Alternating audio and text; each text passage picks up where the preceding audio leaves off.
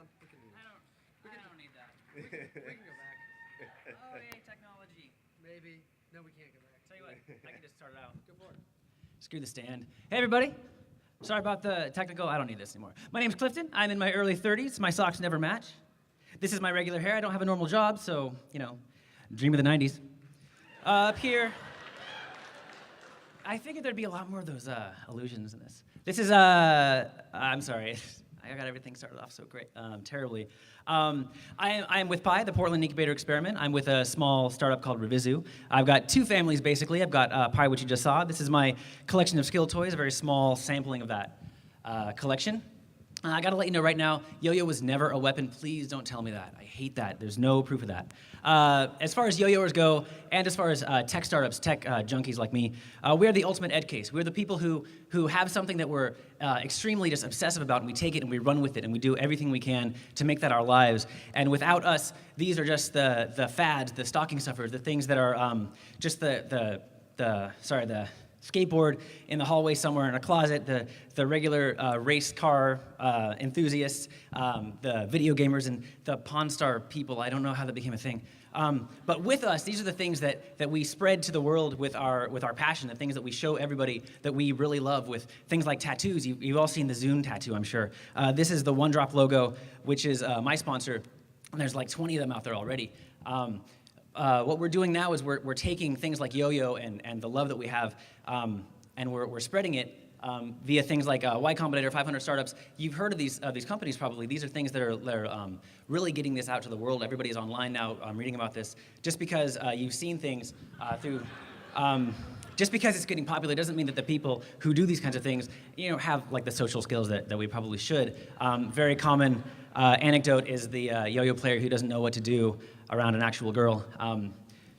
The idea is that we're all in this together. There's a lot of companies. These are all logos of yo-yo companies that are still alive and kicking today. We're all in this. This is something that we do together. We come together.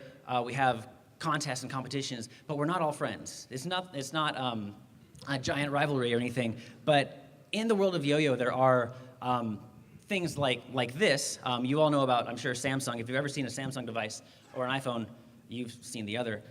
There's always something going on.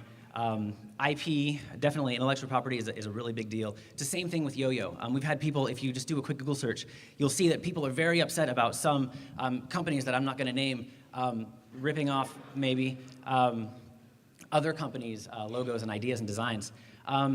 The same way that something like TechCrunch, I'm sure you've probably heard of TechCrunch.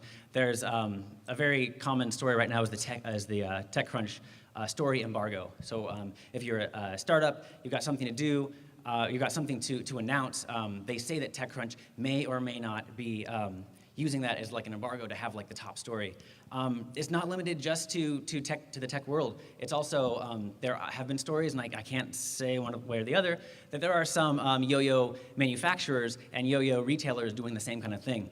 This is great because this is a great story. I love this.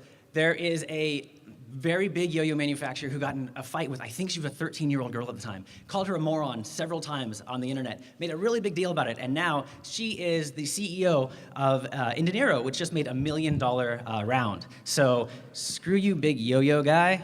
I would say she's probably not a moron. She was 17 when they got that $1 million, which is a really big deal.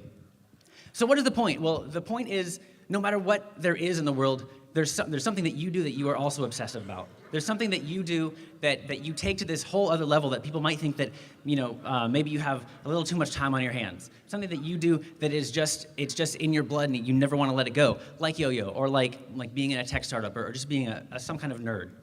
Another lesson is that there's always going to be the big boys in the world, in the fields that you're never going to be able to touch. But don't worry about them, because they're going to screw up. They're going to do something stupid like shoot an elephant, and then you're going to be able to use that story to advance your own stories. And just because somebody else, let's say in the tech world, gets a bunch of funding, it doesn't mean that you've lost. It never means that you've lost. There's always a lot of money out there. Yeah, we're dipping our fingers in the same honey pot, but it doesn't mean that there's going to be less honey just because somebody else got some. That's a weird metaphor, sorry, but another lesson is that this has to be fun for you. It's got to be a challenge and has to be rewarding. If this is not rewarding for you, you got to stop. There's going to be something else out there that you can find that will be just as rewarding. This is going by really fast, and I apologize.